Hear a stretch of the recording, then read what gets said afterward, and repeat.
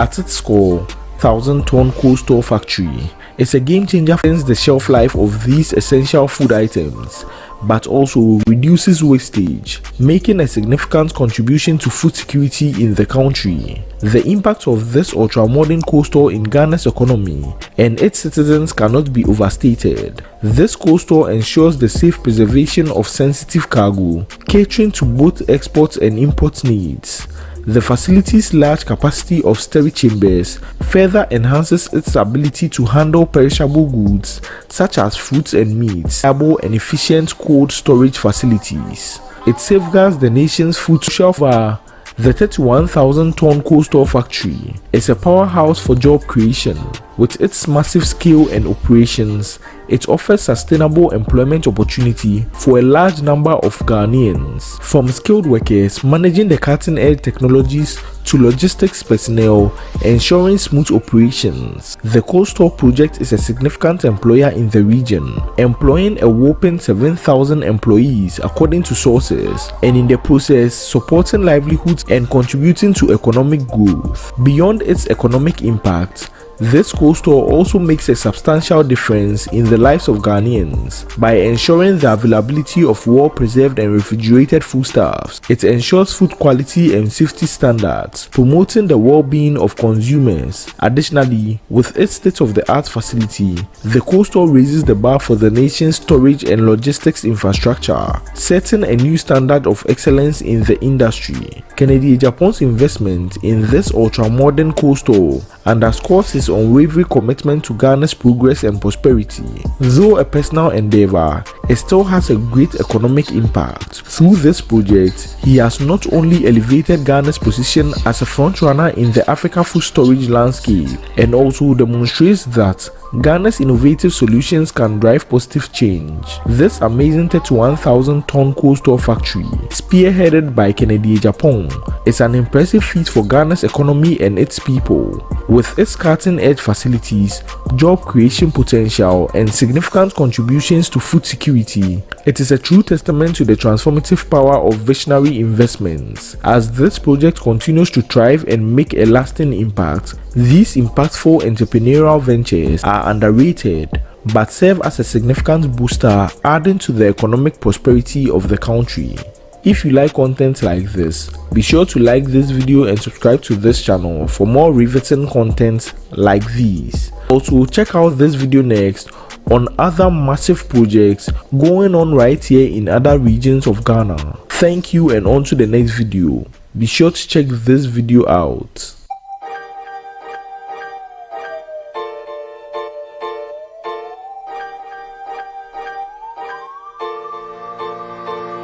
Ghana has been making significant strides on the quest for development. No, say near to the public interest. Okay, you actually say Honorable Agyapong. That means all are the befa. And right the birthday. I was subscribe. Honorable Agyapong, Alan Chairman, and Dr. Mahmoud Bawumia, me pacho. Why no bet me about any MPP running mate no? Beside back way. Okay. Can an Honorable Agyapong obetumi aba be MPP running mate ni omo abaya mokoto o na be weni ana onwene yo abamak bavio asema ebisa no yase ebisa se Honorable Agyapong MPP for aba o mabetui obewini ana se onwini kai so obewini abi onsam tire biase nyina hey so onwini nso a kaunsa tum na kobra na me hu se onwini. Okay, me da se no kwafo una hu ade wo su mu hu ade wo nsu ase me dia mankobi me hu na maka. Okay, de o mu no kana me ntie owura Agyapong be wini aba nsem tire wi ase nyina na Nyankopon se di anyonyam kobra hey ko bra ujitu mu pa sabi ohomu aka onsem nyina oya sure sambre bra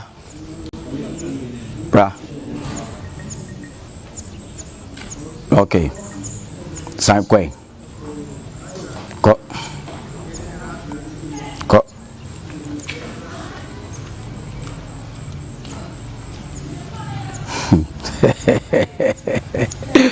Ai. Eti wawa omudi uraba obi achi bebiri no. Agyapong me ba cho we exclusive. That was obisa. Agyapong asa atome so. Agyapong atome so. Ala be free mu a me pato gina ho na ba wonsem ne yere. Ba wonsem. Hey! Asama ba. Me ba cho TikTok phone mo me ba cho mo nye TikTok phone mo comment. Ero da je me na be kai yo. Wo se nyan asa wona wo ye nti eja Dr. Didak. I'm only interpreting. Okay, Dr. Didak say. Me chirim. A contemporary tem say. We nya contemporary tem. And he did the same ba cho na eja me fa ni die man ye ni die sem. What dey ka wasem? Ha wo say. Abana MPP for kwoto no.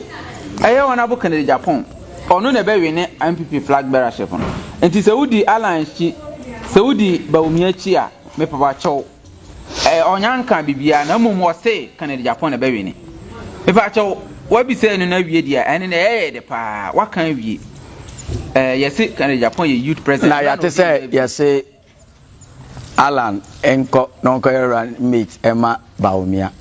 Obeji atum.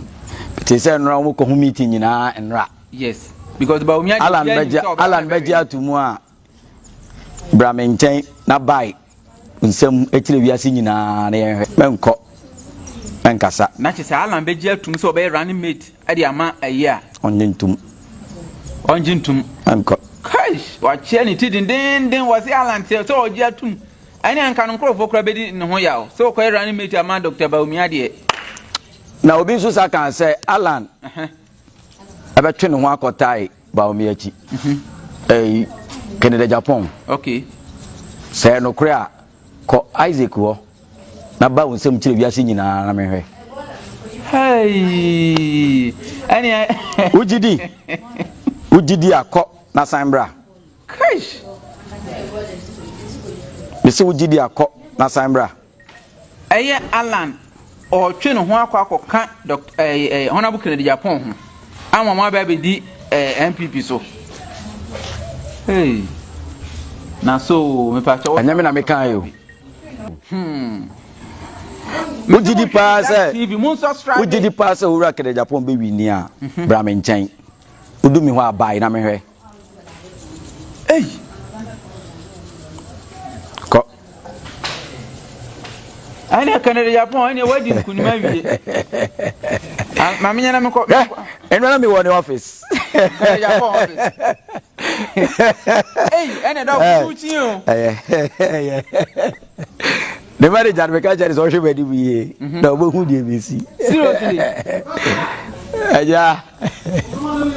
Hey. Agyapong me ba cho Alan Crawford atase ebo yachi. Ene aye de ye beto aso. Big shout out to massive akope. Yanto aso. Dog, yentwe ni sei. Wonya bi se we de ni hia me pa no, se we de party no. We internal one. Yentwe 2024. Yanko ase ne. Aha! Oh! Yanko ase. We dan kameka se mambosa. Ho ni hia me. Yanko ase. Me pa cho MPP be we ni a onka. MPP be we ni a o de okokasa mafo ne ho. Se NDC so na be we ni a onka. Se MPP e be we ni a kokasa mafo ne ho. Na de na wa kan on safa chire wiase nyina. Se eye NDC ene be we ni a dina eye de okita camera no so. Ana sa. Na bai chire wiase. Me se den. Me ka den. Wo se NDC be we ni a. On hwe brave so, on hwe camera no bie nanim. Hey, anya we di NDC atene te. Agyapong by election no, be ba to dog count me you because by election we anya me na me see you. You walk up o. See you. Na me too bet bi an lusuda. Sir. Na last finals we Champions League. Say me say one. Yeah, say me say one. And to by election, census by election, census to be mammy. Me ba to minju wa tinjo na abese. By election no. Say NDC ne be wi ni a. The kind is on go gina brave so. No, anya sa. Me da say. So we asem bi wo ho. Asem bi eni wo de akwe.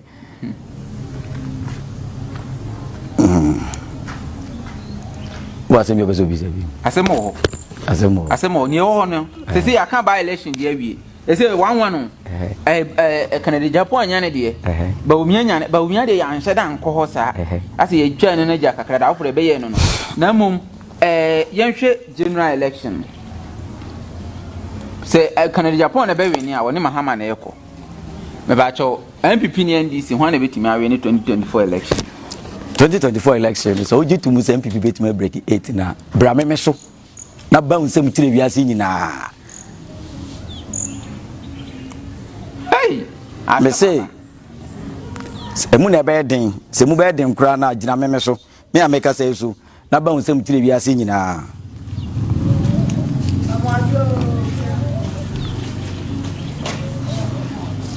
2024 election. NDC. Asemu wo. What dey call? 2020. You be call run off Gina Brave so. Hi. Another run. Na the run off ni nyina ko wi a. MPP ne be wini. MPP be break 8 no. Se MPP ne be break a ko Gina Kasamafo no so na ba unsem tire wiase. Ba unsem tire wiase. Me da say. I dear for Agyapong. I dear for Agyapong. Because I live in America. You're welcome to Rejoice Media TV, and today is another day. In fact, we going to do it as we always do it, and then all share and all subscribe, and all share, now they are mine. And then be bring a koso. No ma be bring a koso. What I say. Now, you more update, no. Alan Crawford is the omodi tuma akwakobo Kennedy compro ko Agyapong. Crawford ano. Se me yere dade san be ware me. Me do unti na me fa oyonkon no.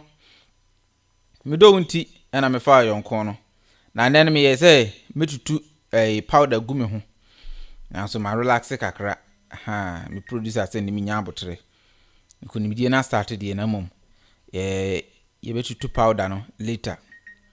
So what I say.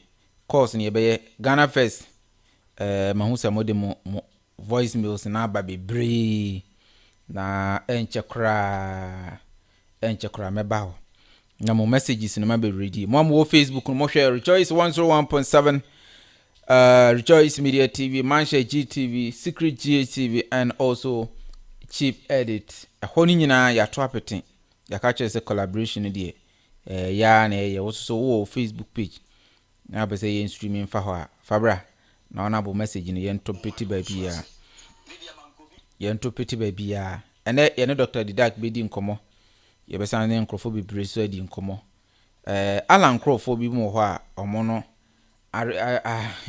ezi o ma ba be ka showdown no ho showdown no mo de omo ntoma ba be boy ano mo de omo ntoma ba be boy ano na mum me pese ye nye ko bi wa hamra sa ko ni di hia me pa ko no hia me ko no hia yin se ye be sa ko no na ye de yaba na mum ansa na be ye ko no yenko ne nkonko hwe Kennedy akompre ko Agyapong ne ni njuma na wo ye ni bi obi si menya hu Kennedy Agyapong njuma da enwuma wi ai etwagu nyina e Kennedy ne sa no ono ani fidie a oye na njuma wo ye ni normal wo ye boa Ghana de obi kan esi wani ensa oka kire ya meme kan ahwa wonji ni agi se odi wani ehu ni se ye yi ni se ye Kennedy akompre ko Agyapong na enwuma ni bia ono ani butom sika ono ani nimdie mu ana wa bi business ana wa na juse on de obeboa Ghana for onye sika onfa nkuku gu abruchiri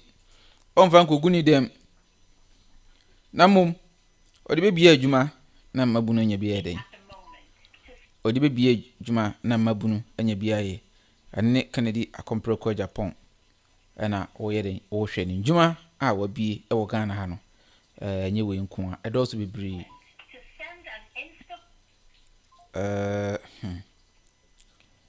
and I be your course be prepare wo so wo na wo delegate a obetimi afre na wabom na waba be your call na wo do wani disem aba be tuja na yesusu eni wa edi nkomo na call bia me pese menye no Alan Crophobia or no ordinary Bababo Kennedy. Omodosun ye pass, my catcher say over 2,000 Alan followers. Join Kennedy a comproko Japan, the campaign. But my joining, almost see near Kennedy, so many sorry, I'm a MPP party Nancy Hoa. Omuni near Dachi BC, and Tinachi say, Join Colano Hoa. And ye almost best sorry, no matter your party heading SU because and come here is empire phobia. I imagine say party no more the co-position. Hey, just say to me no more dear man, I am more dainty. I couldn't pempen some of the co-position. Opposition will be more could the vice president or ho. If you could the executive so ho. If you could you or ho. The more party and Casacasa de or party man decide say, is it ye? Pamucha no, or major party heading, Eddie Siho. Or mon penny and for party no more beer. Or more jomo party, Eddie Siho. Not just any heading, air corner. And to Mr. Osha, no subscribe. Na wahye na ode eden odi aman na ye koyanim saa na ye ewo ho no yen koyanim na yen toa yensem no so ene so ame ebi mu ekokoye demonstration kakra ewo ho demo na amkokoye nye demonstration ye ntokwa demonstration na mom demonstration a omkokoye peaceful demonstration a omode kire say Honorable Kennedy a compreko Agyapong say MPP for amfana mba omonto aba eno ana mokoko yeye ana mo lunch no kin no vote o swame kam ya say enche bia na ote say ye de swame e de ato Honorable Kennedy a compreko Agyapong ye de edin na ye de ato no nti ye de to no say na o say amanfo so echire odo edi ma Kennedy akomproko Agyapong na ye hwese benya videos no ebidi ama se se de amanfo na so de ginam no mo ye campaign di ma Kennedy akomproko Agyapong na chese abrante bi na o kan se o Kennedy no ohia so be campaign na se nsem na mo kan no enya agro no modi Kennedy no omo abe ye campaign di ama no nsem na abrante ne kan na ye no kre eno no mo ye de omo ka enti na chese ne yekoso so wo ho na wonya join ne campaign na mesrew fa ho hye Kennedy campaign mu na wini team de wo join ne ye wo wiase wo ho na so ye se wo ho na wonu mu nyina da na wo ho moa na wada na ho aboa ni bi na anye sa na ye ho se me de me nipa me na me ho aboa sebi on be da na wi no ma ba be de on ma ba wi wo on da na wi a on be de on ba ba wi wo amamfo atoto bus abrande no no kin no vote showdown tese t-shirt no obi krompo dia business eche omaye eche na say business kese amanfo pentare na to na chese nyankopon timi hire obi a na bofu krompo a ne nsam a woka keke na nimu asem keke business mabi mo na chese Kennedy nyankopon ayeden ehira no na nyankopon ahire Kennedy and Kennedy honorable bebi a wobia no unshira no mabi nsu yeso na anya wa adwese wo step down boys is say onimi na step down waso ye be hye no because omo ndi agro eni agro kra Kennedy Agyapong ye obi a se wodo ho eto no so a wani mungu asida Kennedy ye obi a na doye eni na yemuye ewo ho ma obia awofo akunafo ayarefo chese nipa ho ye no mobo to the extent say so hu so obi ho china na ye ne ya enunti ena dwamfo kaya yufo omu nyina se ompe Kennedy enkoti Nsumi aya frame mokola meyo amri bi aye ya pamu ye Kennedy da pon kani ni po ba ye yes nie edwamfo kan no se Kennedy atiefo enyom ni ntina ma ya mute no san se enyom ne de omo se omo de Kennedy omo di na chi ache omo wo makala market omo aso kaje ni saa omo nim ne Kennedy be de yibitimi aye na che se omo tro omo support na omo de ma Kennedy se omo beto aba o man we mu di a enye Kennedy di anya de omo be de omo beto aba saa na akoye de akoye enti na ni wo mu no edwamfo nyina se omo pe Kennedy na ne ye wo so te ho ye den fa ho bra na ba join Kennedy car no na yenye den yenko sɛ na me kan ye no wo hwɛ ha bo hu sɛ amanfo akwakoto eche Kennedy ti sɛ eche na aba ni nyina Kennedy showdown t-shirt che sɛ amanfo pre epebito a omunya wei ena kyerɛ sɛ nipa bi wo ba be di president abra na do ba be di president okoto ayi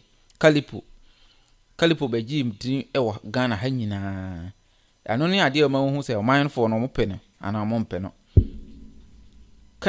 Kennedy kan showdown no ana no Ken showdown and eche no obie pe bia yɛdɛ ato we kyerɛ sɛ timamufo no agi nipa na yɛdɛ atom when was the last time who say pretty Dr. Mahmoud Bawumia entire obi kwa akoto oma printing free krampo na amanfo nto oma printing free di ma amanfo so omo nhye omo hye na omo hye Kennedy atare awo down na omo hye no so yɛdɛ eguso mo hwe enkola a omo school amanfo ani age omofo bus no obia brand bus Kennedy showdown ene gu hu no Kennedy showdown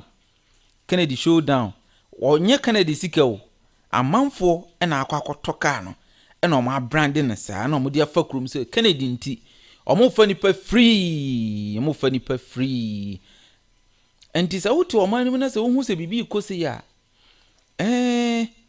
it tells you something. So what I say, it tells you something. No one who say timamufo na chusu nipa omo pedada.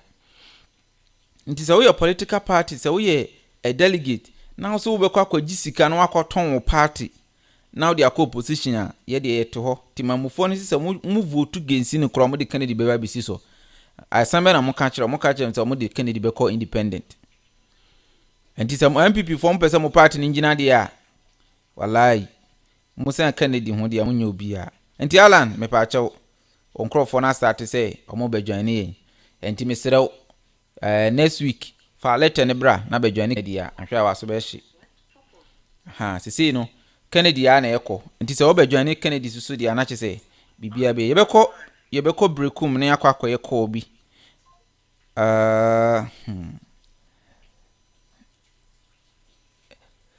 atiefo yebekọ nyamom se da miri kan no se wo ho na se wa ma join Kennedy bas na Alan we dey daddy wa nkasa on se Kennedy obu Kennedy respect o pa ye ba ebu mu pa dia wa wonim ofro senior nti wo behwe se imagine se senior ene na kola ayi ejina contest na wo ye vice na Kennedy ye president wa hwe woni mpanyfo no ne otumfo mo saa no ho na nkomo bia na no mudi na che se yen yususu youth no na ni Kennedy ehwebom saa what I say saa na ekono enti yebekọ ne akwa yekọ bi ho. Hello, good evening. Yes, I do. Me ba chompo me edi Na ko padum. Yede me ase we de obebo odin no wa hye be bia wo e de charity for Amba cho me ka chefu bekum. Oh, okay. Me pa cho odin di sen. Abedase menche ya tiefo asabe ya tia nkanya. Me dini ya na najima. Okay. Bekum Kennedy Agyapong. Bekum Kennedy Agyapong. Right. Oh, okay. We are Alan fan. Alan say wa withdraw. She say what do fan will support we be kan Kennedy one didn't ya. Me ya medase. Say no di kan Alan di Medina chia since 2007. Ati ye hu say for now. Vision na Alan with the same thing about Kennedy. Ati obi na adwen ba ko a mo vision ye wan. Na ye adwuma ma na say o wa twene ho dia na say o trancha na say hwe dia o ne vision no na ni so de ho nya ye ba ko na ye di na chi support no banku ni die e ba wo ye nya ne ni say Ghana mo do no ehia adwuma ati ko bi a o wa vision no ati le ni say Alan e wo vision Kennedy e wo nti say Alan so wa twene ho dia na say be support Kennedy na ni vision na o pe so de bua Ghana ma no ne mabunu no then so be ta chi na etimi ya dia. I see. Alan Oyobi a very noble man, very respectable man, and Oye so humble. When you beji say Alan beba be kan Kennedy ho, na wa be vice. Na oni mpanyfo dealing, na oni Kennedy so ebi adwuma. Oh, adwuma mean to me decide man but okay the best pair ala ni Kennedy kwa ebetimi aboy because ye hwe awale for kura na awale for mo ware na omunyina ni adin a aya na enkoyie omu emra enkoyie baba kwa ni adin ba kwa ni emra na just adwuma na ye eduba bi a ye that work a na just the na ni adin na ye adwuma no eduba bi a ye je bokwa na de onu so bokwa na ye enti so mo mi ni nyina pele the future ya de abo aga na manye pa because Ampong inform you no ye kan Ubagana, Cecilia, Bakosama. Nipa, you want to make me a boy, man, Amanaquanimu, a uncle for me, Kennedy, and Alan. And this is one million carbon danka, near Nipa. And it's on the can of Plana. Then India, now I have plan. And the support him. No man, about a that is great. Obibebe kase aden de ne botai panti a wanti wo de wanko tai Bawumia chi nanka ho so kra de yate se ho de de wate ase yetimi bo hyew mo sika akra ada na wanko ho na mum wo he wadwen se nka wo beba Kennedy nchen na wo nuamu nyina beka ho mini abadasi yeso o chirobia yeso o chire finish se ne be ya kin sa na yeso o chirobi because o yeso obi nya adwen mo da bia ko na ni wa de na be enti they say Kennedy ni obi a ya mpenna de ba ya nchire maro na ya bi ese ya dwen wo mo enti o se Kennedy si obi a the vision ni say obeti amaja chi Ghana ma ti ma be diye na maburu na wo na nya enti anya ne ya yefunu na ya dwen mo enti obi na obi ne yefun bia no ni pabo ya hu se Kennedy nti sa ni support na be tell na no so obi a o dwen Ghana die se na che beti na ko na nya ne de na o hwehwe wo ya ka se ya ne de na maybe tonight I said Ghana, Papa, no, the beer to the Pena Bianwena, the Brabana, I check it a bar, but that's what over 99%. Nice. Let's go, man, but you who said, the percent that in Chimani, and to the parties are in Ghana, said, yes, this catchy, but they say, send for cheap. So maybe a man, Chimani, so at maybe the that. Oh, okay. Kennedy can be say, grassroots, no. I come here and say, part near the Muhamo. Moye campaign, pa. Na mo party ni bedru su wi a na so mayi mu ama nsema na Kennedy kan ye nokre when you are 100% but the party na chi ni aka sa me ka say de the party na 1978 PF party Dr. Bitowusu kan ana di achire up to date ye mu so obi ba so ba bo anchire ba anti party is an ati do ye kwati ajo party ba po ye ni mo anti so ye na ya papa Kennedy can asem no inchire na application for the grassroots no mo bre no e ma party ba po ano party ba po ye ni mo I just 4 years as anti do aka ye no kre ani tama nyina sabre there is a book chidom sem ye maburu ne bra ye nya bia na party de ma ye nya hwe no onu so atimi aba na ye nyina ye timi adiye na anko ye lipa ba akoni bienu na da bia se ne ye scan wo ba ba ko bi dem bi so ko e timi pa da 1 billion ma lipa ba di paru ne de kana yika ni no ka pa no kana 100% ye ba bere ye nya bi ani tina sa abiri Ghana ma nya ye na ti de se ba papa no na onu ti timi nya timi no se na obetimi abo anchire ma 100%. Unia delegate bi tie o Alan obi so o Bawumia asembe na wo ka kire omo especially Alan Crawford no ya ka kire Alan Crawford nya so ne maybe kan na me coordinator Emma Alan I will become East become constituency become East okay they just run for so many years and the aka dey see an say me kan papa no na me vision is obetimi abo anchire ma nti wa twene ho a ya Kenya say supporters na ya wa ngoni mi ano mo ma kan wona ya mo wa papa Kennedy wo say ya ke amamo ni 8 years na abu 8 years wa ya adwuma ati ya wusa ne mba so okọ nti say ne papa bi wo ho ya papa bo mi betimi abo ya enko de boa man say ne kan ke bia yo okay for now wa ya de president for na homo de na do dan kwaku fodo oni vice but still na mo ba kwa mi bi enko yie amanfo kwata na obi ya de na ne ma bi ntimi anko ya ya kan watam na se en fatimi ma bi se to position na on be se ko no correct nti ya kan ya ne se poni na da siro mo o mo kan papa Kennedy Agyapong ho na ya ko ya ni ya nya nti ye se mon mpa info ni bi mu ayo ma adwen se o mo de obi ba na sebe ba mo de omboto ma yema na makọ opposition na Mahamadi ni 4 years wi a o ma san so aba power chese o ma nwin grassroots no me pa chaw grassroots no mati sa asem ni bi na mote ye ne sana mo fa no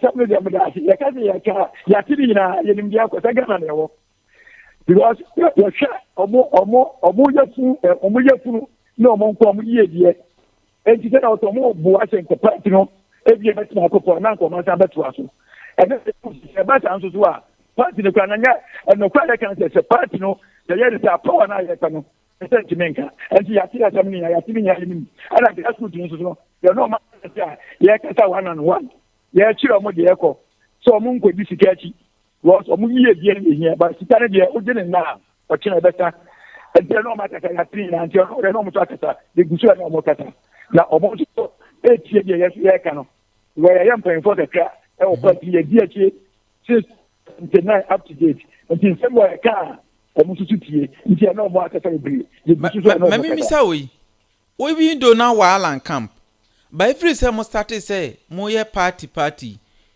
is there any timer mo kwakoyi internal election mo ye internal election na o my munu nyina amanfo firi baabi na mo toto cast eye donation sorry campaign boa nipa ba akoda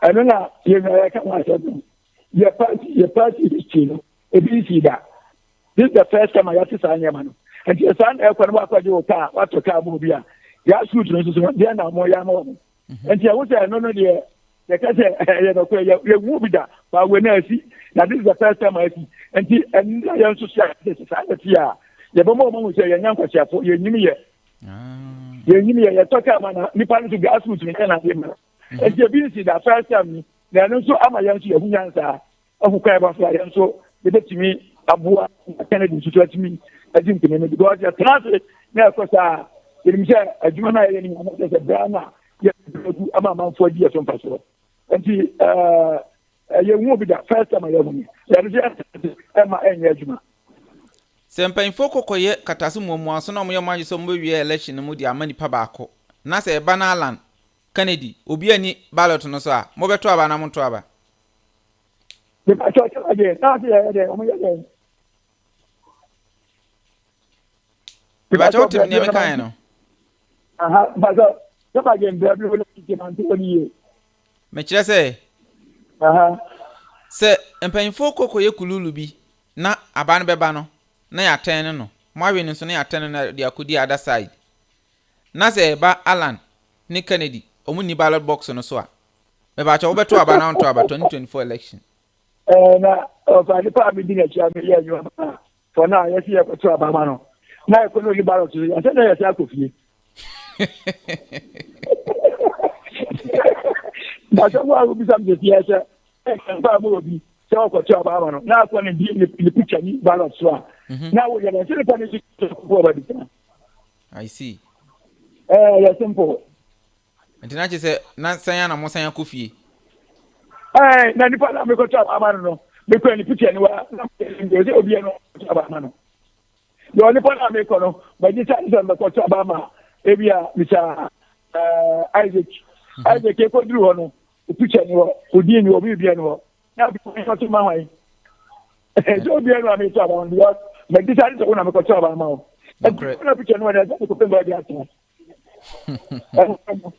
I simple na you entering sita I see onua mu tie ofri brekum ene ne mpatamu me pa cha aseme na waka cha mu na anwumre ya ba ka cha mu che ya ba suro mu nyina so ne sabre ya pese MPP party 38 no ya pese ba 38 na ya ba suro tie for sabre tie so mu nyina mu ayen na ya support yenya ya ofa yem papa Kennedy Agyapong akomprepo na nkunimbe na re sanka obi ni se we Alan fan me pa cha Alan the way am chant no kan sa na ka kire om no mu ntini yi na ka kire om sisi Alan for no ma be support Kennedy Showdown be da su ya for now mo me ni om ka sa ye te yantuma Alan sabe Alan kinu ho a yes obi na se ni mo amunya de kum Kennedy Agyapong e ka sa no be papa mo fa madam fo ba yɛbɛsɛ mu nya mommɛdi akyi ala mfa na na me mo kata ne nyaa no mommɛdi akyi na yɛn support yɛn papa yɛ nia yɛdanfo kɛdi akɔmprɛko Agyapong. I see. Me ba chochi adofo abra okoi. Sina bedasi kami anka ho ne tie fo mu tie ne nya.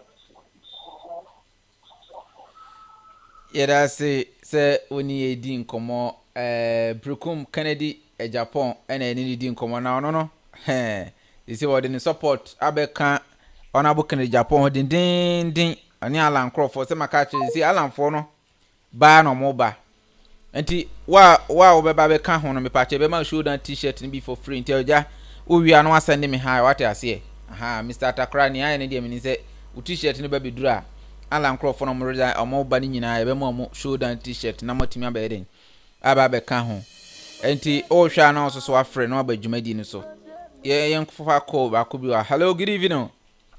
Yeah, hello, good evening. Me pa che odini baby akase free. Please let's speak English, okay? I'm calling from Volta. My name is Clint. You're calling from Volta region? Yeah, my name is Clint Koblamoti Abodi. Oh, okay. Are you a delegate? Yeah, I'm a delegate. Ketu South Constituency polling station chairman. I see. So this evening, Honorable Kennedy Agyapong is number 1 on the ballot box again. Yes. That is so miraculous, and Alan supporters are also joining the Showdown movement. Are you Alan fan or you are already Kennedy fan? Okay, I am already Kennedy fan. Kennedy's advocate in the constituency and the region at large, and then also one of his campaign coordinators in the Ketu South. Mm-hmm. That's good. So, how did you take the news when you hear Kennedy was number 1 on the ballot box again? Okay. First and foremost, I want to use the opportunity to say a very good evening to DJ Ike beside you right now. And then also, I want to extend my greetings to all citizens of Ghana and everybody that is in support of Honorable Kennedy Ohini Agyapong, our party leaders, and our fellow presidential hopefuls. I extend my greetings to them. Okay. You see, there is a saying that what is written is written, which the Francophone people say, dagrafa, dagrafa. Anything that is tied in heaven is tied on earth, and nobody can untie that thing on earth. No physical being can untie that thing on earth. When you are crowned a king, you are crowned a king. Nobody can destool you unless the person that crowns you destool you. You see, during the superdelegate election, Honorable Kennedy Agyapong happened to be the 6th person to pick. But then he picked number 1. Yes. And then, fortunately for him again, this balloting, which will now bring out the ballot for the presidential primaries, he picks number 1 again. That is an indication that, yes, this person has been chosen already. His hands have been blessed. And anything he touched will be blessed. So he picking number 1 just confirms, it's just a double confirmation, like the way Isaiah asked God to reveal to him again if the vision he saw was right. And it has been revealed again. This is just a confirmation.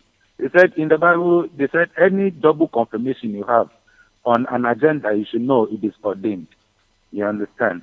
So Honorable Kennedy Agyapong picking number 1 again, is we the people following him, our morale has been risen high, and we are in high expectations that, yes, indeed, come 4th November, he is going to emerge as the flag bearer of the entity. That's great. How did you feel when you hear people or rumors saying Kennedy is going to withdraw? Some people going to him that he should withdraw and blah, blah, blah. How did you feel?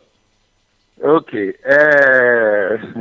It's a very good question. It actually triggers because I had a series of calls because a lot of people know I'm an advocate for Ken, and then they look up to me, they call me to get information from me. Certain information I related to them and all that in the region. So they all keep calling. When Alan withdrew from the race, all of them were panic and fear entered everybody. And they were like, hey.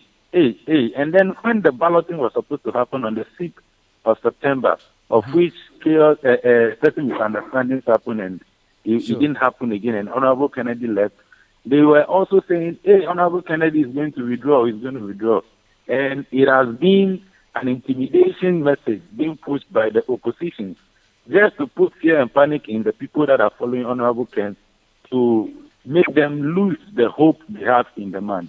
But indeed, I keep motivating them and telling them, if they know about zodiacs, Honorable Kennedy Agyapong is a Gemini, and I'm a Gemini myself. So I believe we don't hold anything and leave it. It's just like a saying in our language, over galamalang tasio, over letasiang. If you hold something and then you leave it, it's a shame. So Honorable Kennedy Agyapong is not the type of individual, or is not a person that would put himself into something and withdraw just because of intimidation.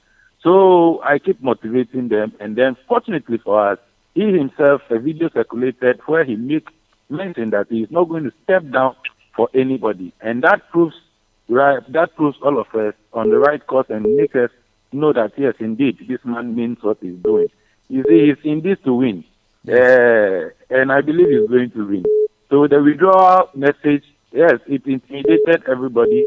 It pushed a certain fear, but we at our end, as spokespeople of Honorable Ken, we held our stand, we held our grounds, and then we pushed further to make sure we cleared that doubt in the heads of the people. And he himself came out boldly to confirm our claims.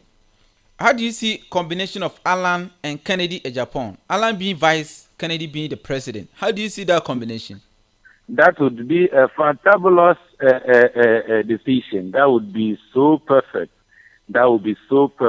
And then with that, breaking the 8 is possible.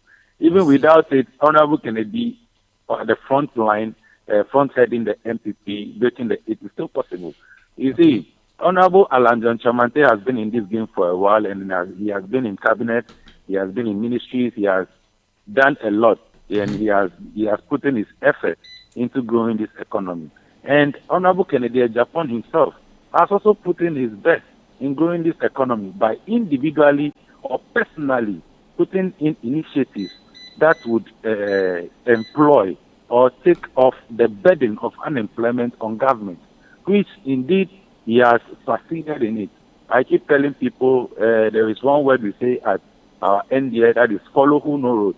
Yes, so he, being an entrepreneur, a businessman, and was able to succeed in everything that he does. And everything he says, he makes sure he does. So I gave him the name Mr. Talk and Do. So with him at the front line, and Alan John Chamante, who is also an experienced person in the game behind him, I think it would be a perfect match. But then we cannot just decide what happens next, because faith is in the hands of God. And when it is ordained that both of them will run on the ticket, yes, for sure it would happen. All right. As you're going, say something in your language to your delegates in your area. I mean, voter region, and also those supporters, people who used to support Alan, who are now stranded and did not know where to go to come and join Kennedy Agyapong's Showdown bus in your language. Brahma Makomon Popoyado, Fimboko Namashame Kenneth to them to vote with it. Mianovi Alan Beviokata, Mr. Gomobe, Alan, Enyamade, Kemi Hodis, the door, no, Anya flag at Chola, Namia Bloha MPP.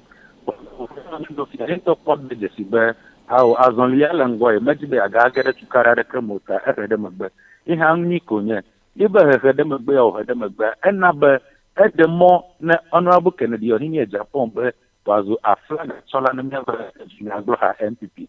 Ayata na nyan customers ba madiwa mana na nya ba jima ga da lofo kron honorable Alan John Chamante ba nwo na yo kata obi awo akoko de to plus suba Ghana Jona Kongo ba yi le ba ganya ma pa ple ba titileji nyo kata ma ne number taro di mo le Japan hasi honorable Kennedy Japan I mean you over voter with na nyonto nya ko ni o kwode de shi ni oji otu asibe yi kokoka kokotu vota jwa nyonto mi pe dejesi ata mia kata jimagale nyako nyo mi gben gere mia domo Yakata miawe abande kene abale minya yakata dadavio minya dadavio yakata minya lukumi chacha ombamake imya diloma galiwa de make anopuma na make anynya opuma tato atamakuku dan vota to de sare ka kuno teroma visile vevie to yo katana le ala jon chamante ba camp ba wadere miya duma wa pashi de miya ala Canada Japan be vio plus be nya anaba didu na so onaba Canada Japan si plus be titire di titudo ni to agba kokuchi yo katana le miya jo kata na tera. I see. That's great. Yeah, but any then I have greetings to your something friends? to also say to our listeners. Mm-hmm. You see, our predecessor, the founder of independence in Africa, Dr. Kwame Nkrumah, he said something. He said the independence of a country is not beneficial or is meaningless Yes. if the political independence of a country is meaningless if the country is not economically independent. Yes. You see, why do I say this? Dr. Kwame Nkrumah saw something. He realized that, yes, indeed, we are not free monetarily. Our economy is being run by different people. The problems we face in Ghana today are based on the fact that our economy is being run by a different people who are not Ghanaians, but foreigners, are colonizers. But then he fought his battle so as we may attain economical freedom. This is a battle that has not ended, of which he faces untimely demise. But then Honorable Kennedy Ohini Agyapong is one individual that I saw all these potentials in to come and attain this economical freedom for us. I want to plead with all Ghanaians and all delegates that are listening to us today that, yes, indeed, when you have a farm and you cannot eat the crops of your farm, then it means you are working for nobody. Sure. Honorable Kennedy Agyapong is here to help us not to depend on the European taxpayers' generosity anymore, because we have great minerals, great resources under the bellies of this nation. You see, so it is time for us to choose a leader that will stand and call a spade and speak for the citizens of this country so as we might attain the economical freedom we need. Because until that, the hardship we face each and every blessed day will continue through the rest of our lives. And when a slave doesn't rebel for him to be redeemed, he will continue to be a slave. So if we feel the pressure that we are feeling today in our country, if we feel the pressure we are feeling today in our pocket, if we are under the burden of not feeding our families, then this is the right time for us.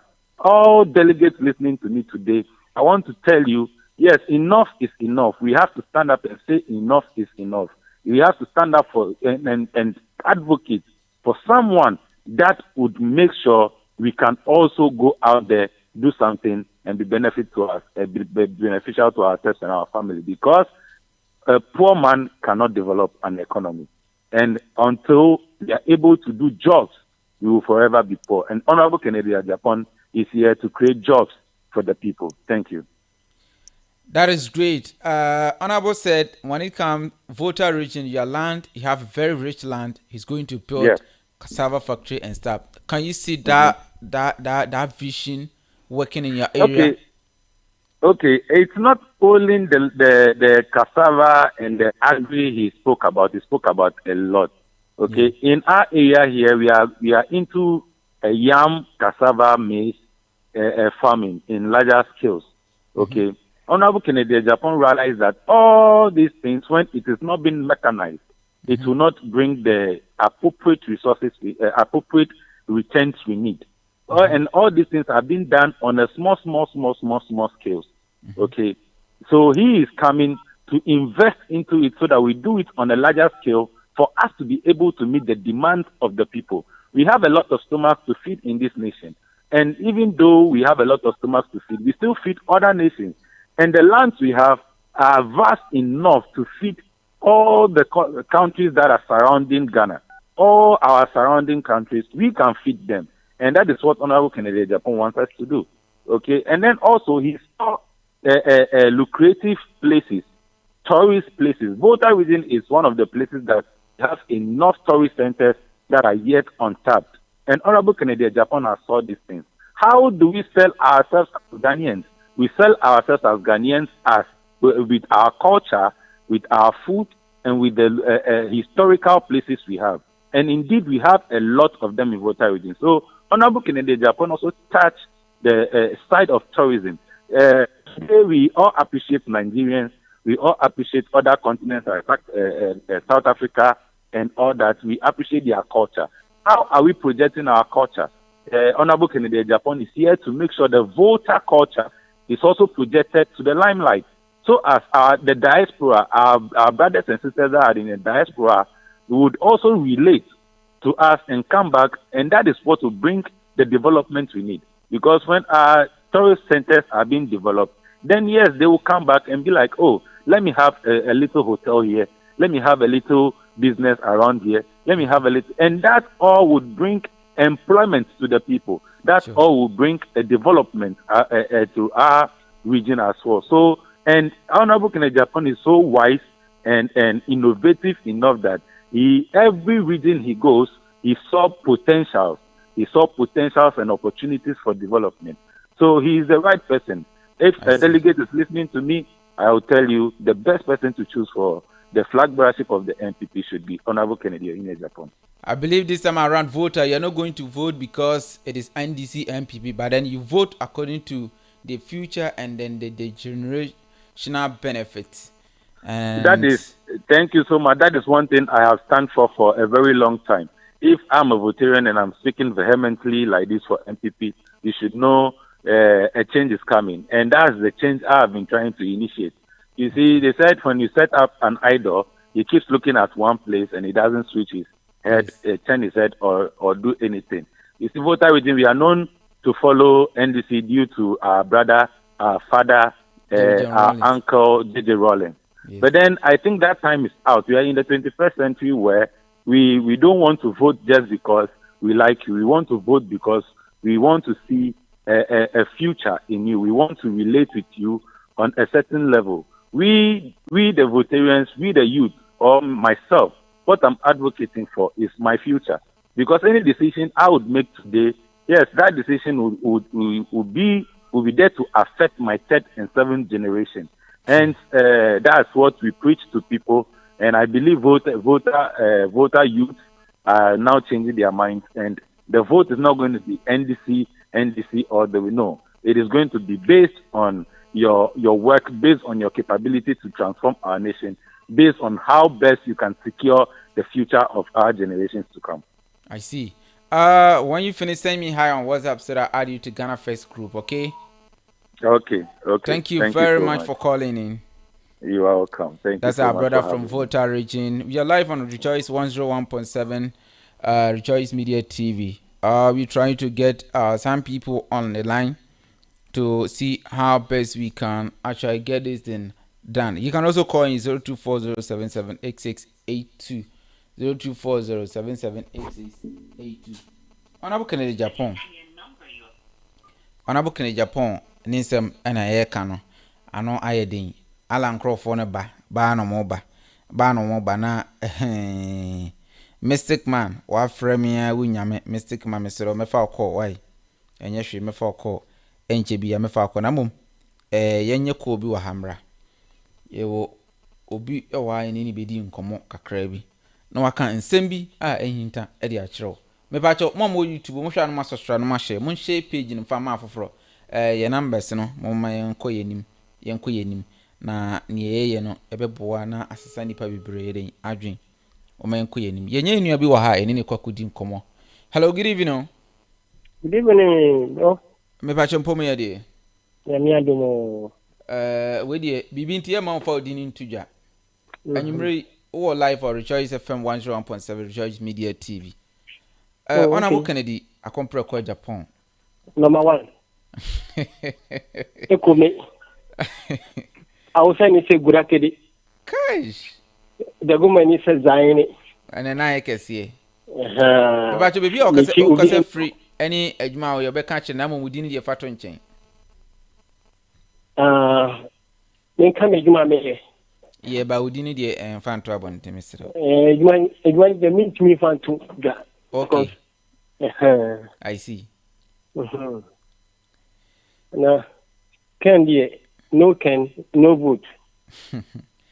Can you in trouble? More service mo je gina mu se Canada na mo pe. E de no mo hunu wo mpanyimfo no. Ka mo so de nka mo ne mo chocho mu cho, nka mo de mo tunu mo tiem. Kenan kasano Fenema wa 37. Nge 37 kwanti 37 kwanti. Wa na adwen se Kumasi de nso ogusu ba beye. $6 million. Etimi sikuru. Ozai $6 million etimi sikuru. Echichiri kuru akasa. Ana meka no. Onu nya ni de no. Wentima fa nkwachiche ama obia odiboa oman osum Ghana odwen Ghana ho. Wo onye minister wo. Onye minister. Oye MP, member of parliament. Emponi wo. A obeyo manpenyi. Allah Ghana yewie atidene especially grassroots. I see. Etimu se Kennedy nkwa na betumi aboa Ghana. Oh, apart from Kennedy obi eni ho. Really? And no be na delegate nhwe so mfa nkoto aba bra ye beko 4th November. Kennedy eda number 1 or ballot paper na so. Number 1, yes, Kennedy yin say Kennedy number 1. Delegate in Fiska obi de bamano. On hwe ne dachi. Eni ejuma Ken e de bamawo. Eni ne hia. Hwe Ken bi ejuma bebre kwa. Oko Ken company sa obehu. Google obehu ni ya wo so. Enye digital na ediane. Hey. Digital enye ediane. University sa omo every year bi ahwe nkrofo am graduate. Omo ko hin. Ene ni asem ni sisi na no ebi mu wie no mo sa na wo ye mmobo. Ono mo ji omani. Omunim ne mo e wa abantin. Ese ken kra nyame ye aduma ken be so ko boku. Okoche ebiani e ama on sama police wan ka se kucha osimo ngina munche. Munya na munja ntokwa no. Okay. Wana bit my sa. Ebi a vice president su ko ye bi. Oh, aputo. Yin na ye wa ha. Yin ndi. Yin na ye wa ha yin ndi ko. O kan bibi se MPP ayeku a wabo o mokra de o life ato ha ma na so mbeduru ya na asa o mayi moni ama ma ye nokre. E nokre se ken se o mo we ni na mo ja grassroots na nokre sa. Na grassroots on pe se o mo be grassroots no especially ye tu ye ho share ye ejuma ye die o isirim ha. Na o manya MPP be 5 aka ho. Obi so obi akwa my busy but I'm real here any day. You came for direct. Come and talk to us. Oh, yamwa. Nina ye osuma. But finally, the band didn't go see. Near me, we need more starch. Company home or working home. But soon we saw Yakakra. Singing here at table one mantino. Maybe okay. In child entertainment market. Okay. I see. And it's coming from Mano. What's the man? On go 50 more. 50 in the more. Na mumu sa digita man se diaba de kono diaba system digital diane. Ye ko ye ni ye ko esimu side ho ne de be ka say omo de na no kro mo koto abai 28/28 ana motoma vice president. Na chi so mo de pure ni so mbeto e de ama vice president ko a omo ntom no sabi omo so munye pinifo na omo so munye nyansa no se no mo jini kafi but gas we jini de omo boa. That is our father of all grassroots, father of all nations. Ken I say o mining na ejano no nti ejano no esu grassroots ejano no grassroots ye doso. Okay, o de entwen on the 4th no showdown no ene e be kire gosh The best as you manage just finish. Mami say in the history of Ghana political bribia sun say be to aba. Na empanyfo nyina kodi establishment candidate achi. Na grassroots nipa timamufo no pe no. Amanfo sha ase donate esori ye campaign money free. Amanfo to talk cars di be che no. Ebiesi pa epanyana. This is first in history. The MP Ebaba stand as president. First in history, didn't see that. And I got to say nipa when the bit me. Could the Enko 2016. When I made about government. And you can like that's who. Over so just say nyakena ka 2016 man election. Oh, masa nanka forget. Hey. Nanado ne Bawumia say o ma ye adwuma win election hands down. Kennedy the 2016 the Obama say hands down free education. Idea on buy idea ba ko pena me make free education. Asa apart from the yes 1 million one dump dump anyway. And then I just said 2016 Ken a play rule MNDC win MPP win election. And yes a rule or play major for major come from. Okay. And 2020 or play multiple rule. And 2020 and can you majority. No correct. What I say will be away in Sika or sit Chiame Kano. I can say 1 billion. Ken a sign check. One bit my answer. Be anyhow. Be anyhow. Abakwa semno. And then I can. Bibia number 1 yano shira. I see. And I need so cry in shira kesi. Nidin ba kuye homeda. Nidin ba kuye homeda. Homeda. Na chese ko eno ne kwame. Kwame no, nyame bo bibia bi no, homeda no na kwame no. Nto o kosuru ba foma. Nyame di shira no. Okay.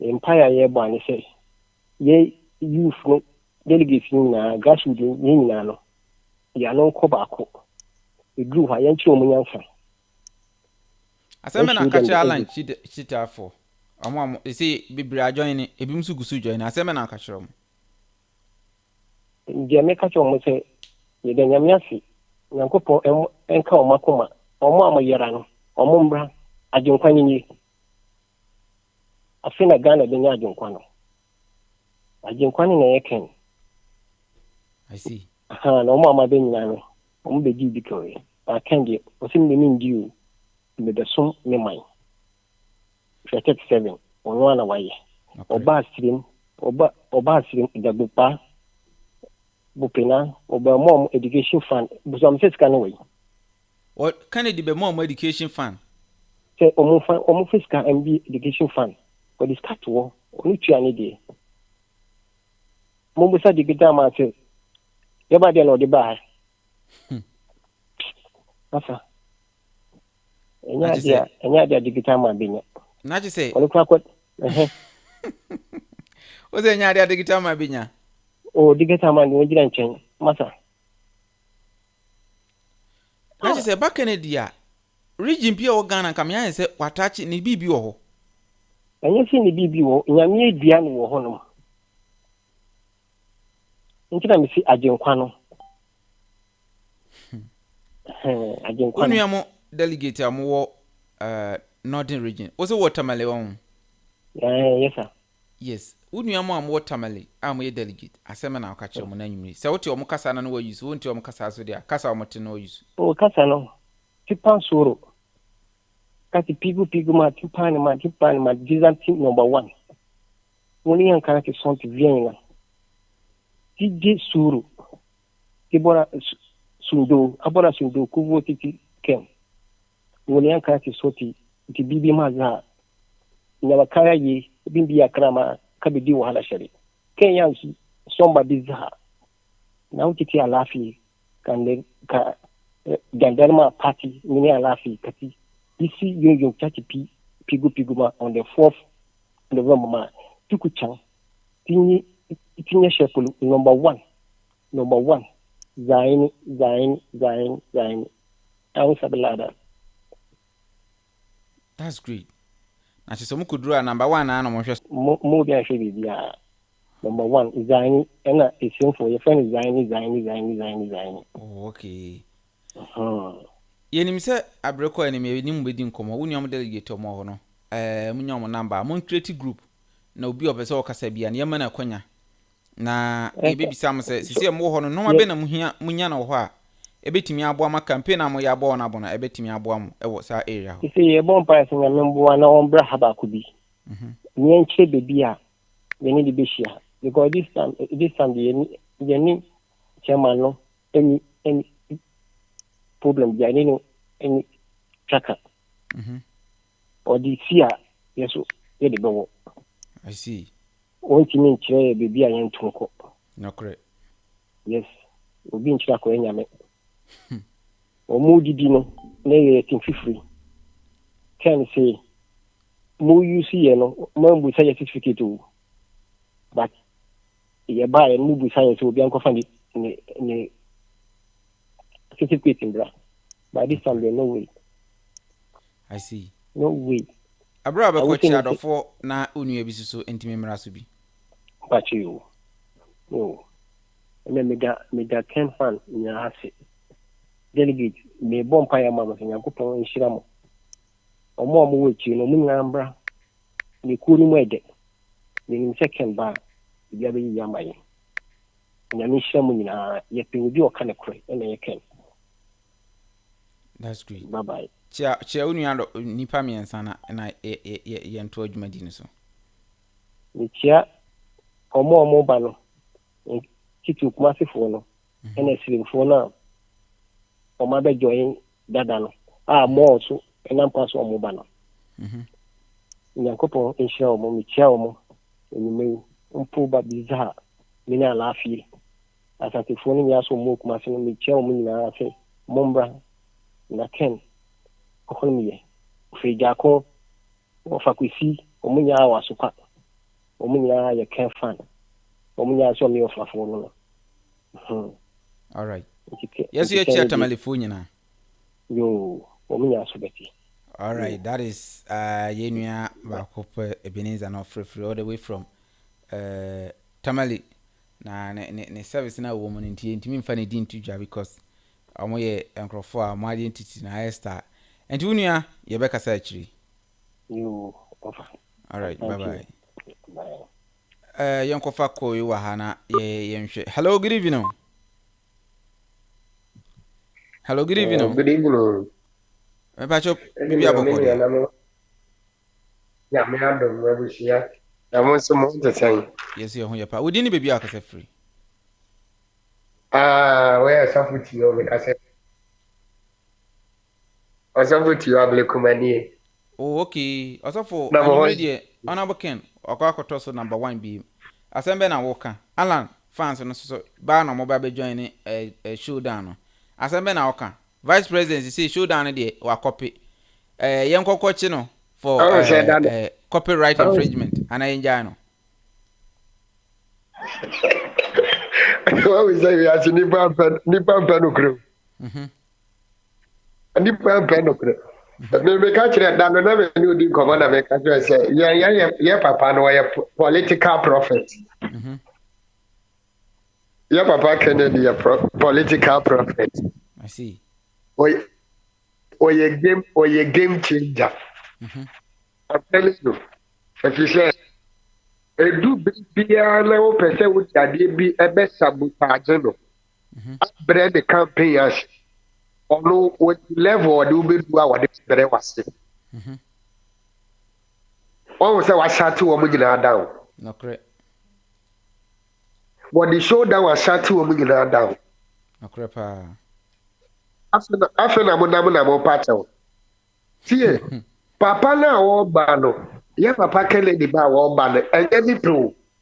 Ade ba ko Ghana pedifo enyim tumuno no. I see. I nearly plan on them ba. Asemu eya me no kase bia me repeat it. Say ya papa ke lady ni na adwene mu da so na be president. Okay. And you share friends of Ken. Omu na kofo so ya as papa bedia. Also one ankasa no waka. The seat show. Mhm. O come na wono kra no. Eli na adwene so be president. Okay. But oh, baby, I have been do no in the political irony, so the highway. No, right? I papa penny here no. Okay. Ye will be a view. I did be an American say which was every spiritual calculation be a fire papa who be an so a confirm Okay. a confirm 100% confirm. Enti omulim we papa kufu ado so be si afi no omu nyina limu che ade omu ye no ye papa tell me only say obetimi dey NPP break it omu nyina omu limu but because here we hear see there no number 1 I say repeat it no so number 1 it be repeating on November 4th. Okay.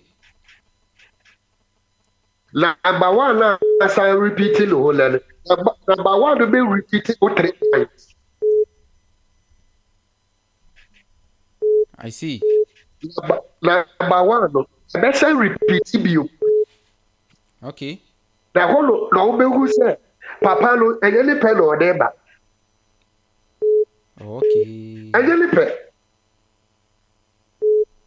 So for the same go can you let what would it?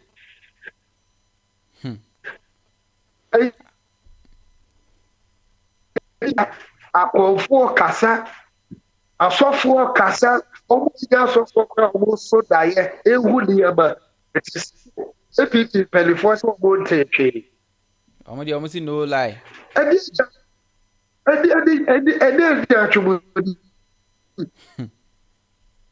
Papa APC anase youth a yẹ wọ kúrò wẹ̀ mu no delegate a yẹ wọ kúrò ọmọ lè yẹ twẹ́ wọ̀ bò. Wo network ọmọ lè yẹ twẹ́ wọ̀. Wo network ni twitwa si pa ntimi Alan Crawford no any delegate no na yemfa obi so mra dwumadin sa.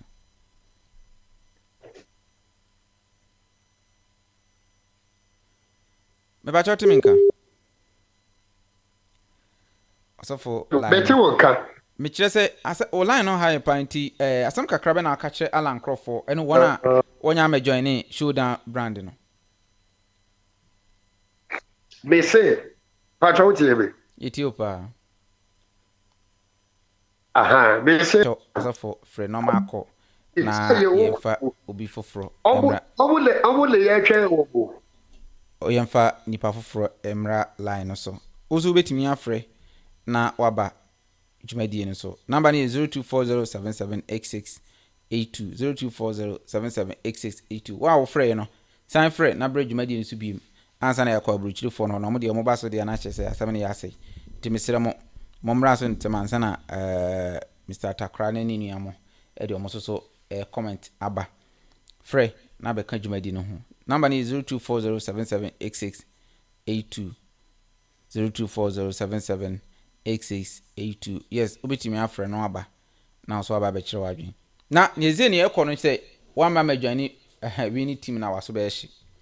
Honestly speaking, one man madwane winning team na waso ebetimi ayeden. Ahye yi pa. Yenua be ma na wo Nigeria no ne.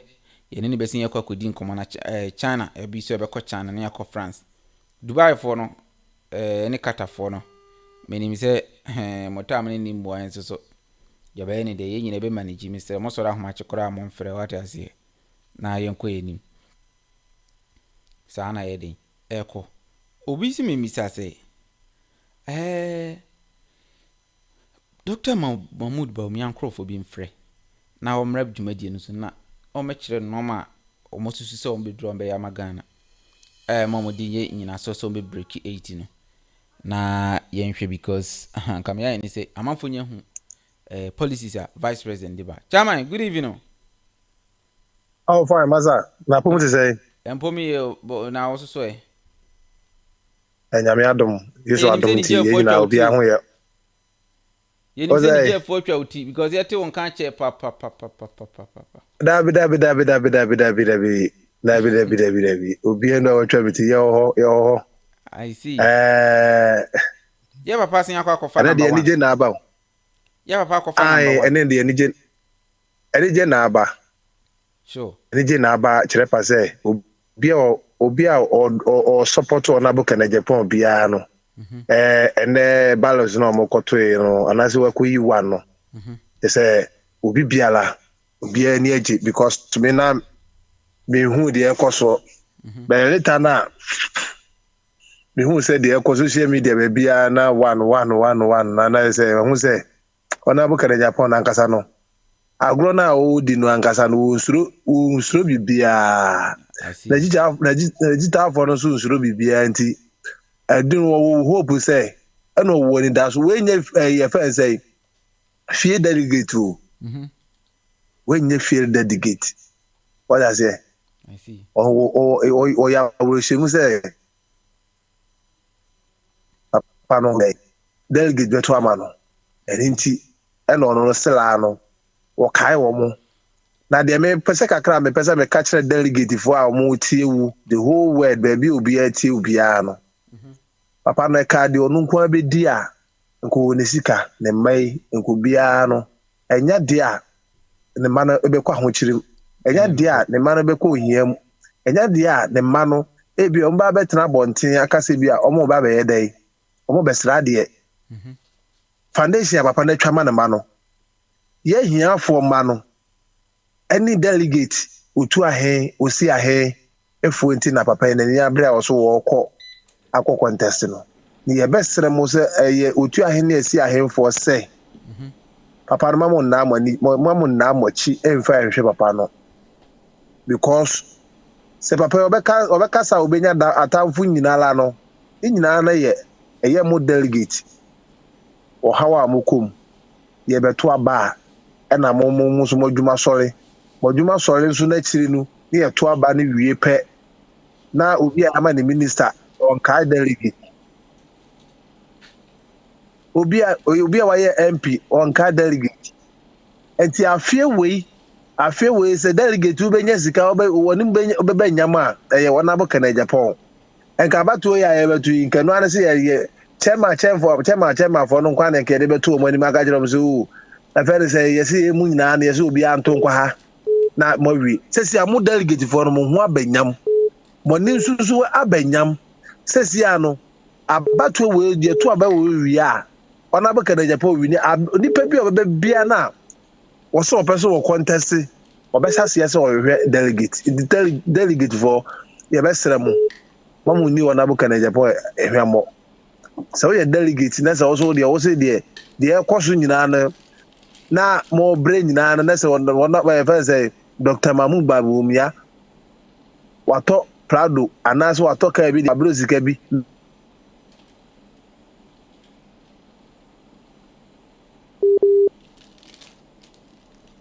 Hello bro yeah to on kapa dia mama na ni ejeli say ona bu kana Japan bi ma ba wo sisium wo ham what I say papa no youth no emrantie no emaba wa ye maame mo o matiti o mo bo wurem e di ahwe o mo di ahwe emrantie no ana se o mo ma no maame ne kura wo ni sika kura na o pese ne ba kodi yi ana ne ba tumi ko school na wo de bi papa no wo tena no so be hwe ne maame no emrantie yi ye maame ma hwe ye saa ton ntoma e bi a wato kura wo de be fura kura no akokoton the kusia wa. What I say, or the sia wa. Said the beya, the banner.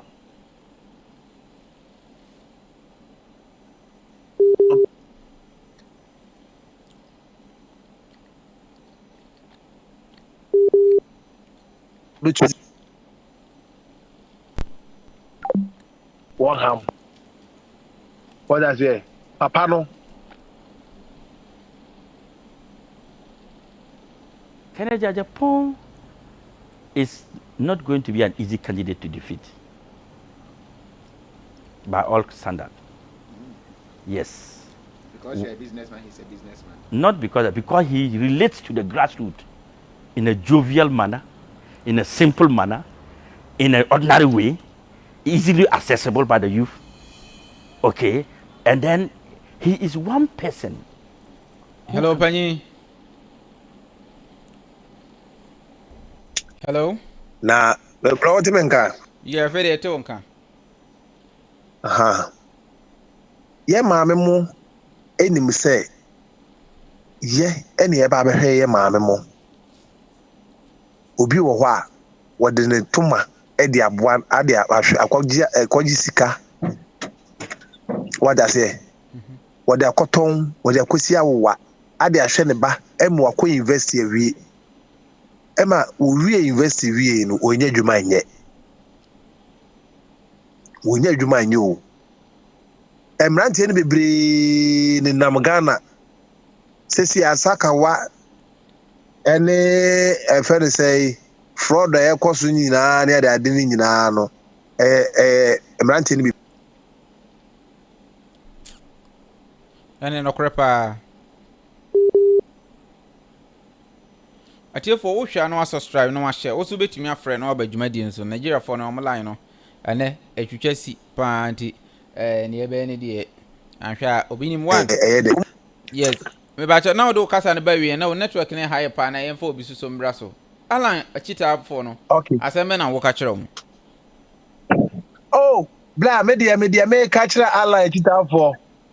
Ese omomra me ka ona bo kana Japan. Omomra me ka ho because the enti a ona bo kana Japan ba agro ni mu no. Ekwan a nanado edi Alan ene Bawumia omode Alan fa so nti ena me ona bo kana Japan. Ono so nani no ezisa aboa ayefa ne say okode. What I say? Aboa okode sa na ona bo kana Japan nani netie. Ehu ba bia eti no ona bo kana Japan nim say agro na omo be kono sa na fan say Dr. Mahmoud Bawumia ne nanado omo de ba be Alan. Anything on about Japan. I see. What I say? I see. And to say, on about Japan, the fans, no.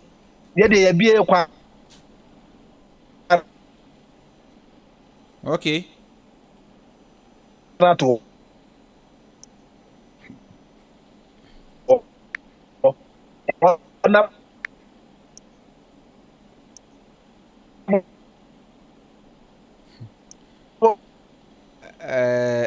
I can see. Now just say, Alan. On book in Japan, eba grown mu because of Alan. No, him say, a bedroom baby no, on be my fear Alan, na Alan redraw. Anything a money bag room said about Alan. Sanity, blah. Sanity. Omakasa no, much say, Jumano, almost say Jumano to. Almost said to on no man so another can Japan or no you nipa bia. Yeah, Sabu on say or the naso to form otie here for otie ska for otie obi biara. What I say? Otie obia did the ekwo so ne the air bedi nyina no. What I say? Now on abuka Japan de na the chiri. The chama wontumi mu yeri nyina no ne the nkofo bia o mo yeri nyina no no the chiri. Okay. So also Kana Japan ba munu. Hello? Ona bu Kana Japan kwani because Japan ɔkɔ bebree wɔ hɔ ɔno nkwa na dada Bawumia nkɔfoɔ no nim sɛ kare Japan deɛ wɔyɛ obi a ne mu ohu nti ɛsɛ yɛhyɛ aseɛ no yɛgu ne ho fi ne yɛka ne ho nsɛm sɛdeɛ obi a ɔwɔ akoma a 1 2 na ne bu afu nti ɛbɛma ɔno nso akasɛ bia ne ma resign platform bi a wɔwɔ so nkɔfoɔ bi a ɔmo wɔ kokora aka kyerɛ sɛ kare Japan ɔnkɔkɔtene party yes obi kan sa ɔmo sɛ ɔmo abrɛ no ɔnkɔtene party ɔnkɔtene party saa na ɔmo ka kyerɛ alankyerɛmante the same thing ana ɔmo ka kyerɛ no sɛ ɔnkɔtene party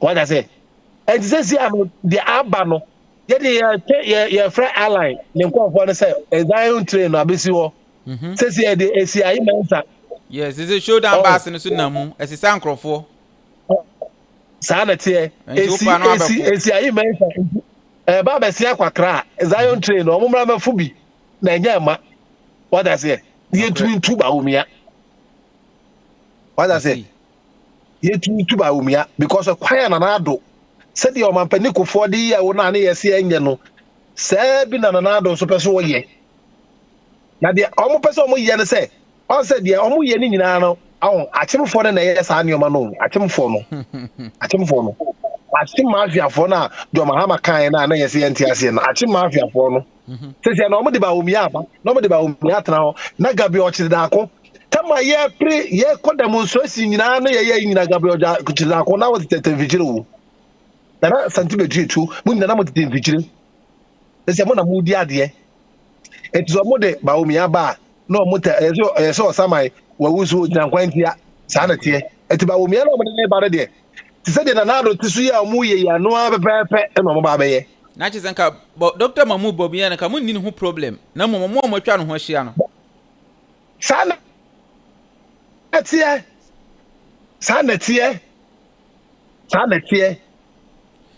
wow tema utumi a wagye a da yiri mu kinkra wagye yiri mu nyina ɛnam na galamsey ni nti ɛna tema utumi wɔno no wɔse wɔdi akyire dendenden because this will na buy no what I say ɔmo kata so na wɔna makare no so no wɔsɛ la wɔ interview bi wɔne tema utumi ebe ya waka jan sɛ na danfo ne yɛ fan sɛ anas yɛ fan sɛ ni ade waka jan sɛ mu nyina mo ya krɔmfo sɛ wɔn sɛ video no da meti so o te sɛ waka sɛ wɔsɛ mo ɔmo so wadanfo ne saa kwa wedi ane mo so ya krɔmfo ni bi yes what I say tema utumi mo nya ne ho sɛ wɔ tu da mo ana so wɔ saa asase nti wɔ gold ne ade gold ne dia nya hwe o masa wɔ nim nyansa ana so wɔ nim bibi ya wusi wanya zika koto machine say de be nane oil anase ye de be nane gold wo ga na be si wo Ghana ne hu say chama wunti wo sika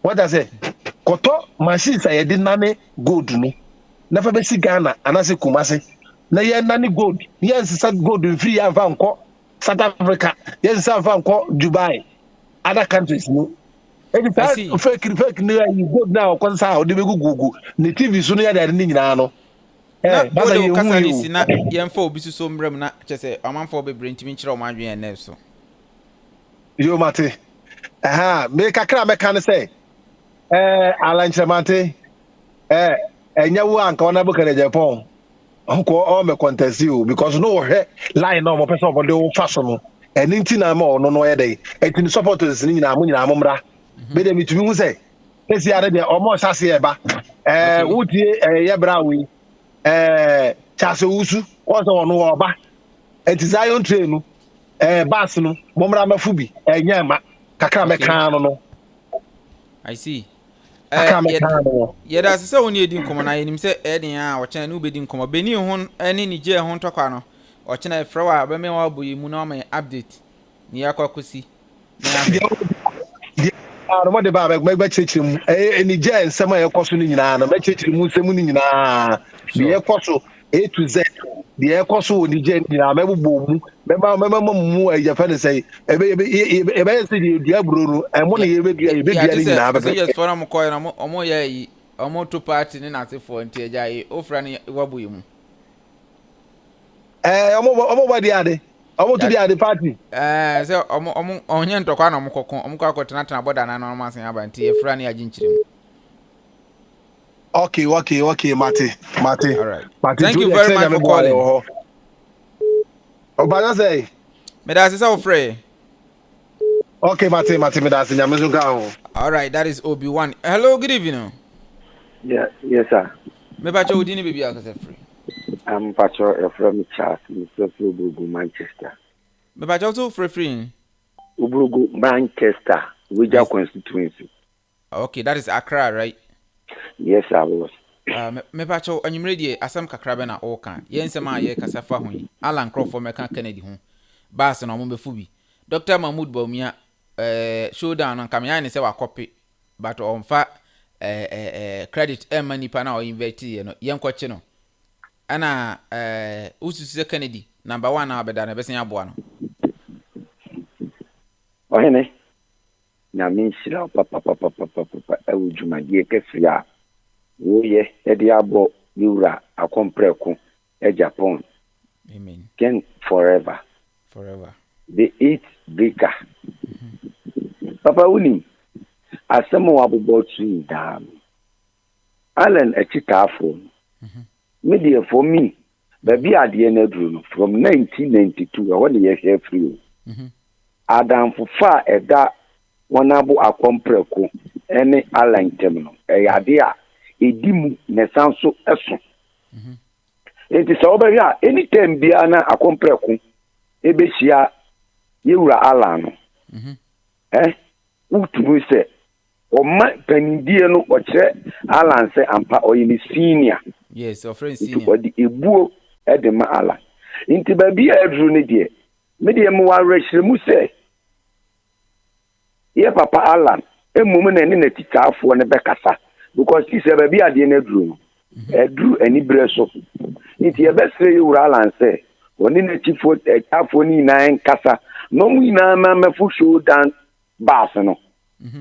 Because I train we would jana si to Jawa. Ebe hard dream papa. It is warm, baby a drew no so dear. You are compre Agyapong. Ye na ye nim. Ukwa sasiase, uko irium, now first roa. Ukwa osra himemu krana, nyankopon and Josono dada. Allah alai. Interior the enemy said, me am no me a delegate. Intimimity. One aproban woman call Omobainano.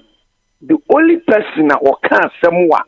Now we will be away of battle for Pano or Memoir. Only a compre no doubt.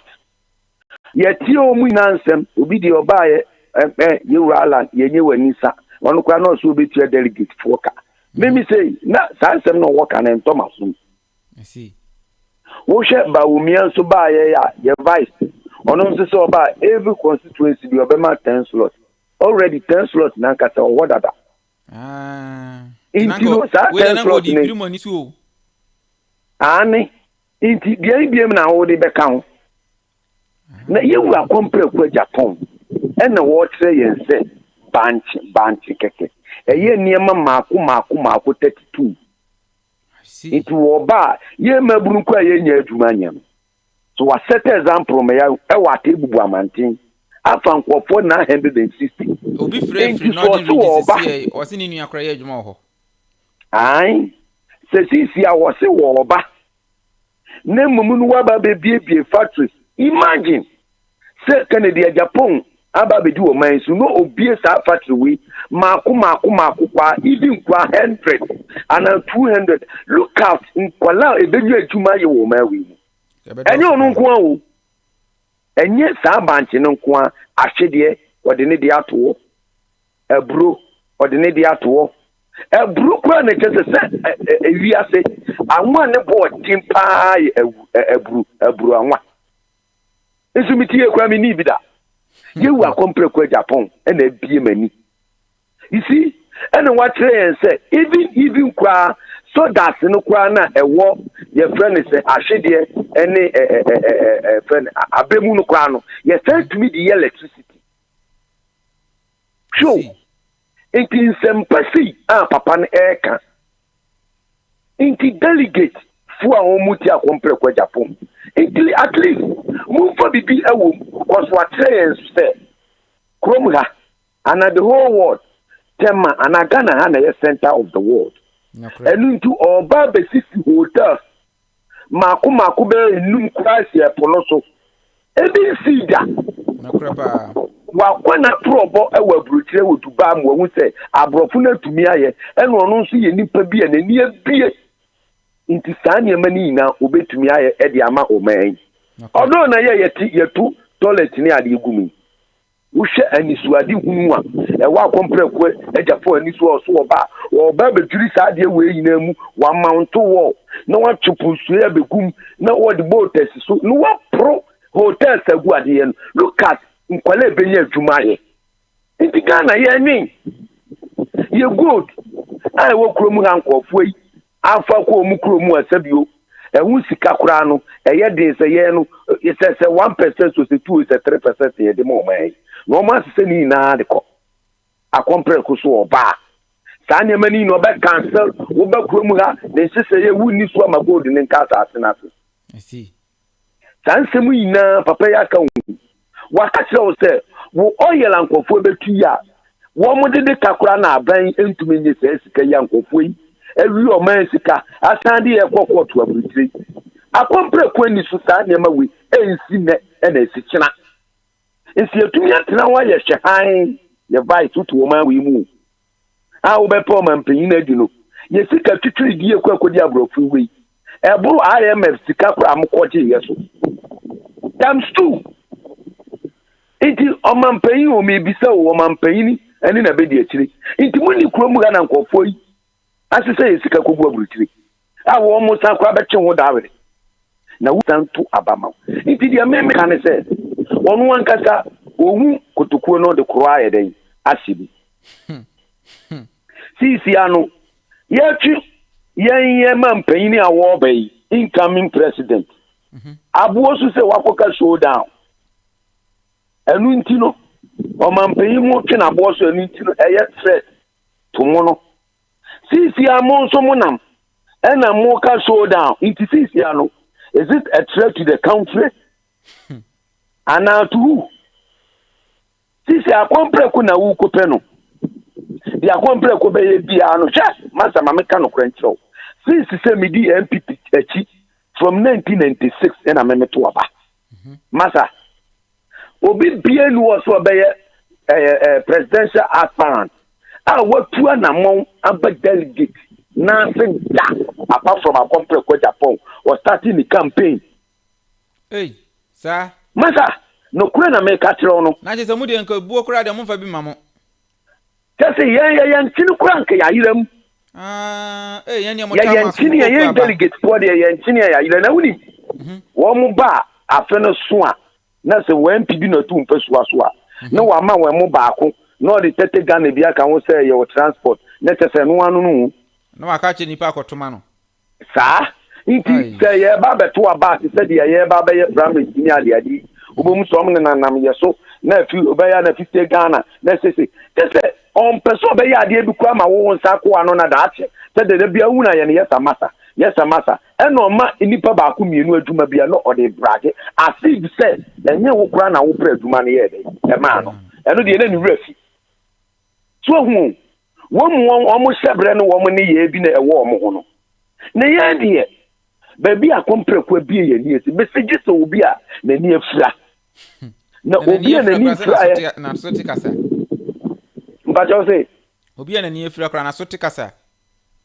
yes ba waso na so na messages obi a na ni afura ne de na so ati ena compare ko Japan semwa and a good message or the emo man any young delegate ya wo from ya wo mfa ya jesu this obi a na so ati ani na ni afura no beka se on konkoto aba emfa ma compare ko Japan na me wa rehiremu se nyame si hini a bia ni wi ase obetumi aka se obetu atindi aguda yesa nyame bawo na ye wo gidi so se akompre ko bawo ba no enye wo no ne po eye nyankopon na nkasa na nimunyam ena wa tusu ne do baba ko a wodo no wo ma wi mu eye akompre ko Japan because na hu mbobro ene no do papa na no meka asem bi kurom ha cardio center kwa yesu kwa yesan cardio center all the presidential aspirant why no wo kurom a wati botom sika edi esi hospital kesi so wo man emfa bi ni ho why ebi ni ho kurom ha wo mani ni si akan na why na wo factory e wo kurom ha why employ nkofo ebi ni ho obebie ni abruchiri de sika na omu wie kogu ho edi na omu ye na akompre kwa Japan na ni kun ye ho na wo ma delegate what yen say this is the way yen fa so no ma ye ho ntoyen minia eni sika ti o ye bota da wurwe enu ti na rejoice tv ye kamo asana da bia ye di machi no because the wure na mo bo no yes obi biala ense ni sepo mu sese wo mu ina mo baba beka akompresi no ni akwakoto abama no November 4 because enya akompre kwesi teye ankanka fo that is diabolic move e de ye niam ense mfata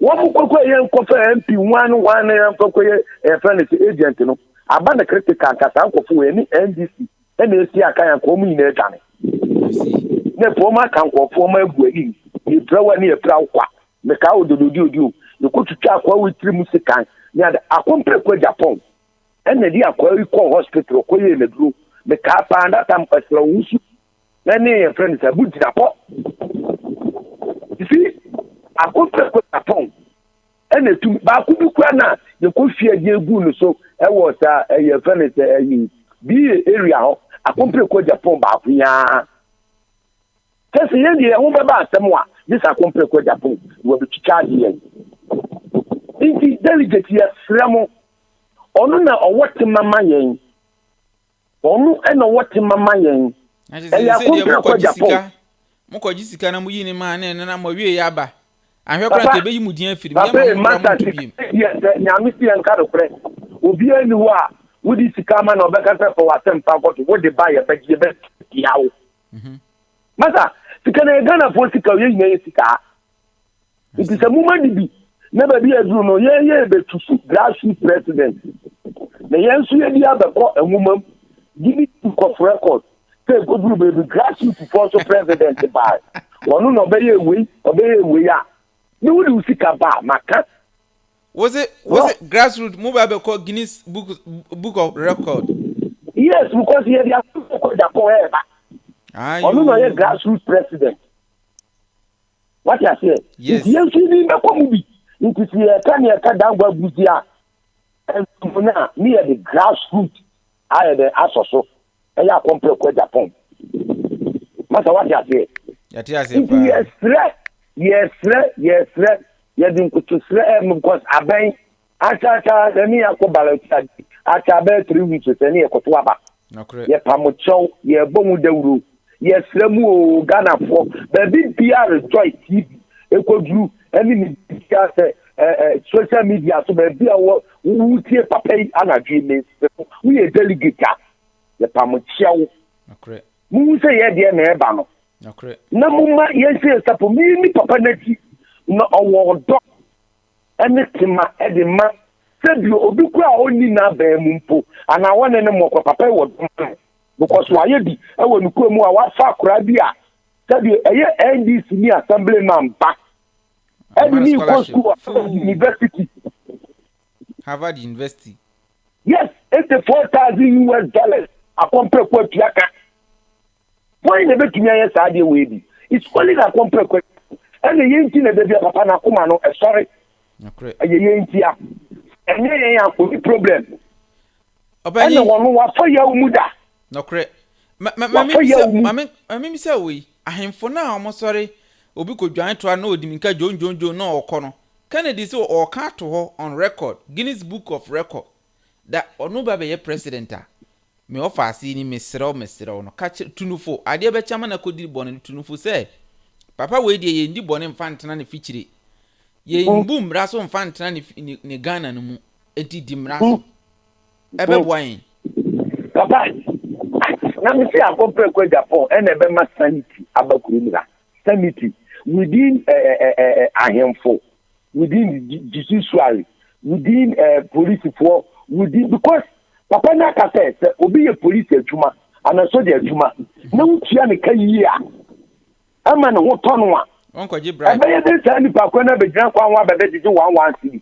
dabi also mu a obi yi wadi what you say it was the ato was oba be tua kai yi we adwuma we abrante na we adwuma so be tua kai yi na emum no nse wo tua kai yi no so obedi Ghana na so because on wakata Mr. No Nonsense wo form na on patch no no ne ba wa ma principal fa na nko amoche no ne ba okodu airport o be ye no waka system wasema samu ni scan won ho na bruti on tumi nya saade no on tumi amasa ntrafie on say na tin kwatrafie we na ye leader we na ye eja owo fia sabi on trafie emessadia emfo what you say okay anyway and otifia ya emfo da and one my emfa na seka so eja nanka okay inti yes Ghana for me dey be na America oh me see obi kun Ghana ade ba ko ewe ho ne say obi biara o Canada no on person obi yes ya maswo and wonye and we see enye no kura da na ye wura di Yesu Kristo ko du be ko ba yes okay aba egwa nkofo wa sorry dem now so no good heart and no nya ne awufoi and no 55,000 people and no and na me posukwa na wudreni anu wayiwi and Yesu na enya no ma kwata ko now so du ba bi no o ta wa chama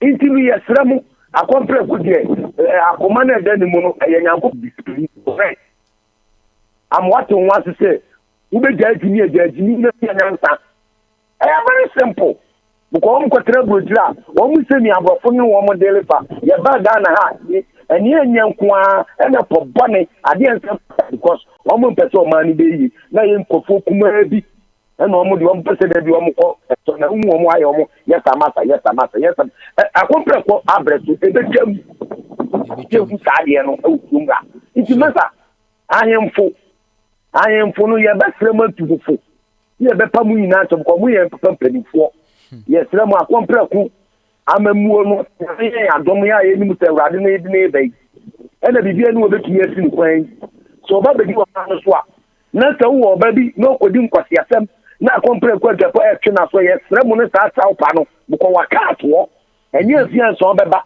no waka so sebi waka ene ye na ade a ede yaso and it did a year Bruno, so did a key because of one to share part. And I wouldn't circle every hour to think with you, eh? And I want the about to what they be straight. And in a correct. Into matter, the million quiet dear, a chopper, and the other 2 delegates. One more said you one more to car work to be a catchy. One more from Kobe, no more who they will know. Yes, 3 warm. Now, for Japan, dear. Nyamiama ena nyankopon so de so o tene ba o kan semo a o tebi ye mfa de sela kan kinsan inti na kompre ko Japan on tin to su ento form no on fa ne tetrema emfa no I see what you say inti no ye best frɛ on bo kompre ko Japan papa ye da wa se na numre